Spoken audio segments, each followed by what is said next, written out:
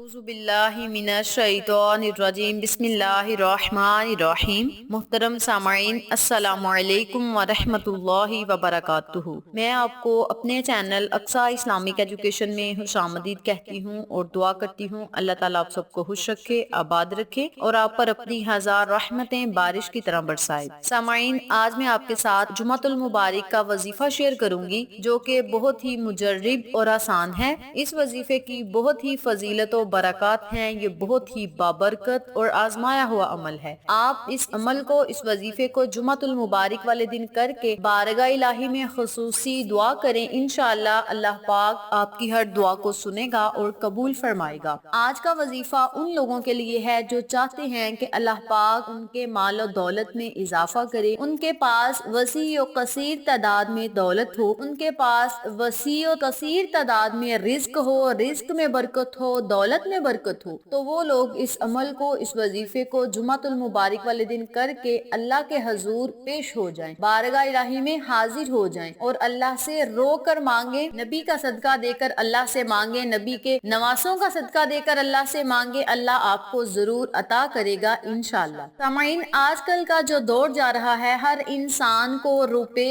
کی، پیسے کی، رزق کی ضرورت ہے۔ اگر کوئی ضرورت ہو، کسی نہ کسی طریقے سے پوری ہو ہی جاتی ہے، گزارا ہو ہی جاتا ہے، لیکن رزق ایک ایسی نعمت ہے، رزق ایسا ہے کہ اس کے بغیر انسان زندہ نہیں رہ سکتا۔ کھانا انسان کے لیے بہت ہی ضروری ہے، تو آپ اللہ سے ہمیشہ یہ دعا کیا کریں کہ مولا ہمارے رزق میں برکت دے، مولا ہماری دولت میں برکت دے۔ اگر آپ کے گھر میں وسیع دولت ہوگی، وسیع رزق ہوگا، لیکن اس میں برکت نہیں ہوگی تو کوئی فائدہ نہیں ہوگا۔ دولت آئے گی، ختم ہو جائے گی، رزق آئے گا، ختم ہو جائے گا، یعنی اس میں برکت نہیں ہوگی۔ تو جب کھانوں میں، رزق میں برکت نہیں ہوگی تو پھر اس کھانے کا، اس دولت کا کوئی فائدہ نہیں۔ آپ اللہ سے دعا کیا کریں کہ مولا ہمیں جتنا بھی رزق تو عطا کرتا ہے، جتنی دولت بھی تو عطا کرتا ہے، مولا تیرا شکر ہے۔ مولا تو جس حال میں ہمیں رکھے، ہمیں صبر و شکر کرنے کی توفیق عطا فرما، اور مولا جو رزق، جو دولت تو ہمیں عطا کر رہا ہے، مولا اس میں برکتیں، رحمتیں، نعمتیں نازل فرما۔ مولا اس رزق میں، اس دولت میں، کاروبار میں برکتیں عطا فرما۔ اس طرح آپ نے اللہ سے برکت کی دعا مانگنی ہے اور اللہ کے حضور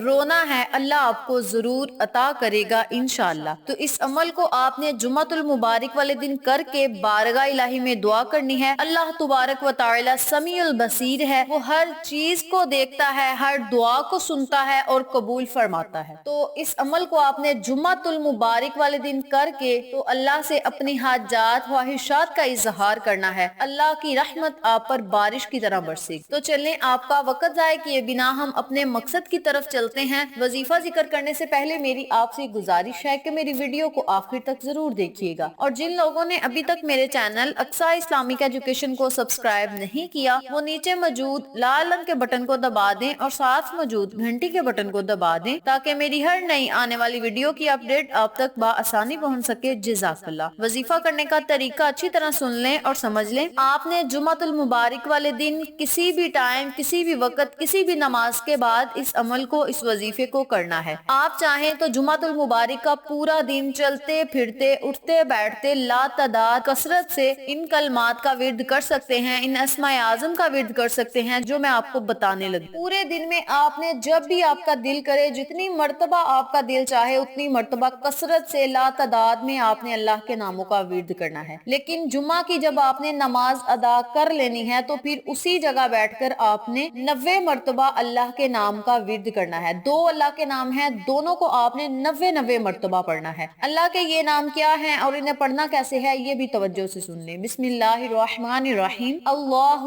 اللہ کو آپ نے 90 مرتبہ پڑھنا ہے۔ جب آپ اللہ کو 90 مرتبہ پڑھ لیں، پھر آپ نے 90 مرتبہ یا مالکو پڑھنا ہے۔ سب سے پہلے آپ نے 11 مرتبہ درود ابراہیمی پڑھنا ہے، پھر آپ نے 90 مرتبہ اللہ کا ورد کرنا ہے۔ جب آپ 90 مرتبہ اللہ پڑھ لیں، پھر آپ نے 90 مرتبہ یا مالکو پڑھنا ہے۔ آخر میں پھر آپ نے 11 مرتبہ درود ابراہیمی پڑھ کے بارگاہ الہی میں خصوصی دعا کرنی ہے۔ جمعۃ المبارک والے دن اس عمل کو کرنے سے انشاءاللہ آپ کے رزق کی تنگی ختم ہوگی، رزق میں اضافہ ہوگا۔ اللہ پاک اپنی طرف سے آپ کے لیے رزق کے بند دروازوں کو کھول دے گا، آپ کے رزق میں برکت عطا صاف فرمائے گا اور آپ کے تمام دوسرے مسائل کو بھی حل کرے گا انشاءاللہ۔ اس عمل کے کرنے سے آپ کو بے شمار فائدے حاصل ہوں گے۔ جو بھی آپ کے گھر میں مسئلے مسائل ہیں، اس عمل کے کرنے سے انشاءاللہ وہ مسئلے بھی آہستہ آہستہ سے حل ہونا شروع ہو جائیں گے، بہتر ہونا شروع ہو جائیں گے، اور آپ خود محسوس بھی کریں گے کہ ہمارے کام